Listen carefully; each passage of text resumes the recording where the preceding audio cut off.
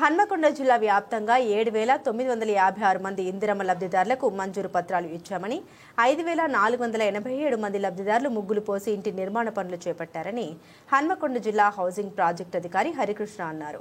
ఇందిరమ్మ ఇంటి నిర్మాణ పనుల్ని అధికారులు ఎప్పటికప్పుడు పర్యవేక్షిస్తున్నారని తెలిపారు.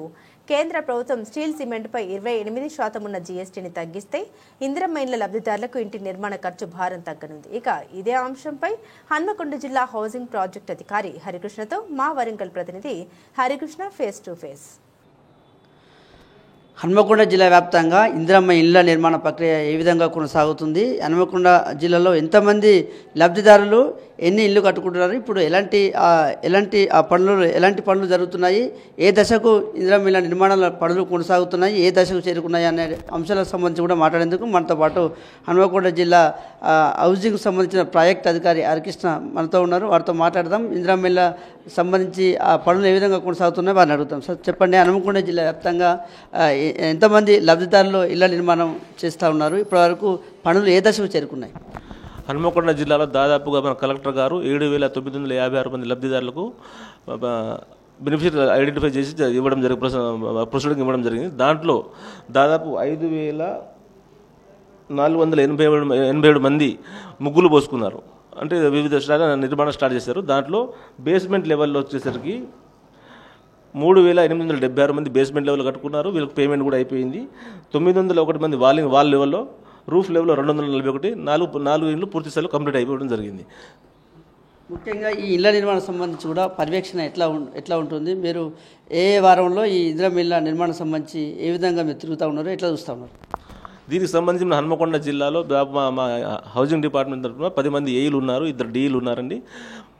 లబ్ధిదారు ముందు పంచాయత్ సెక్రటరీ ద్వారా ముగ్గు పోసుకున్న మార్కౌట్ ఫోటో క్యాప్చర్ చేసుకుంటే ఆటోమేటిక్గా మా ఏఈ లాగిన్కి వచ్చేస్తుంది. ఏఈ లాగిన్ చేసుకున్న తర్వాత ఏఈ గారు అక్కడ ఫీల్డ్కి వెళ్తారు. ఫీల్డ్ వేసి ఫోటో తీసుకుంటారు. ఫోటో తీసుకున్న తర్వాత మా డిఈ లాగిన్కి వస్తుంది, పీడీ లాగిన్ వస్తుంది, కలెక్టర్ లాగిన్ వస్తుంది, ఎండి లాగిన్ అప్రూవల్ అయిపోతుంది. కాబట్టి దాదాపు ఒకసారి బేస్మెంట్ లెవెల్ తర్వాత ఫోటో తీసుకున్న తర్వాత 15 రోజుల్లోనే లబ్ధిదారులకు పేమెంట్ జరిగిపోతుంది. కొన్ని ప్రాంతాలలో ఇటు అధికారులు ఫోటో కొట్టడం లేట్ అవుతుంది, లబ్ధిదారులకు కూడా నిధులు పడడం లాంటివి కూడా కొంత ఆరోపణలు వస్తున్న పరిస్థితి ఉంది.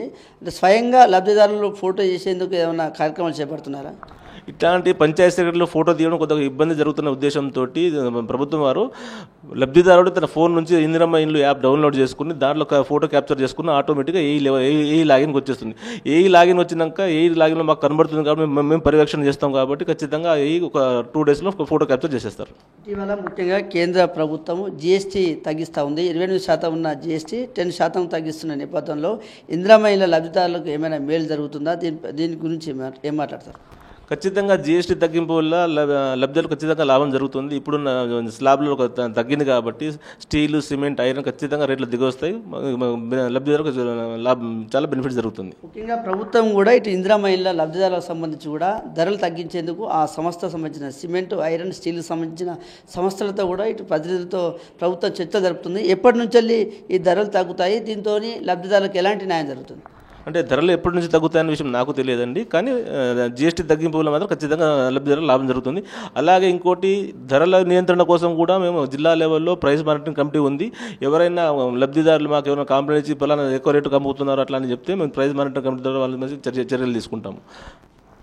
మొత్తంగా కూడా ఇటు ఇందిరమ్మ ఇళ్ల నిర్మాణ ప్రక్రియ సంబంధించి కూడా శరవేగంగా కొనసాగుతున్నాయని చెప్తున్నారు. ఇప్పటికే ఇటు అధికారులు ఇటు నిర్మాణ ప్రక్రియ దానికి సంబంధించి కూడా పర్యవేక్షణ చేస్తున్నారు. ఇటు విడతల వారీగా ఇటు ఫోటో కొట్టడం ఫోటో అప్లోడ్ చేయడంతో పాటు వారికి బేస్మెంట్ లెవెల్ నుంచి వెళ్ళి ₹1,00,000 నుంచి వెళ్ళి నిధులు కూడా వాళ్ళ అకౌంట్ ఖాతాలోకి పడిపోతున్నాయని చెప్తున్నారు. అయితే ఇటీవల కేంద్ర ప్రభుత్వం అయితే జీఎస్టీ తగ్గిస్తున్న నేపథ్యంలో కూడా కొంత ఇందిరమ్మ ఇళ్ల లబ్ధిదారులకు మేలు జరిగే అవకాశం ఉందని కూడా చెప్తున్నారు. అయితే ఇప్పటికే ఇటు ఐరన్, సిమెంట్, స్టీల్ సంబంధించిన ప్రతినిధులతో కూడా ప్రభుత్వాలు చర్చలు జరుపుతున్నారు. కొంత తగ్గిస్తే మాత్రం ఇందిరమ్మ ఇళ్ల లబ్ధిదారులకు అయితే మేలు జరుగుతుందంటూ కూడా ఇటు ప్రాజెక్ట్ అధికారి అయితే చెప్తున్న పరిస్థితి అయితే హన్మకొండ జిల్లాలో ఉందని చెప్పవచ్చు. జర్నలిస్ట్ సుధీర్తో హరికృష్ణ, S6 న్యూస్, వరంగల్.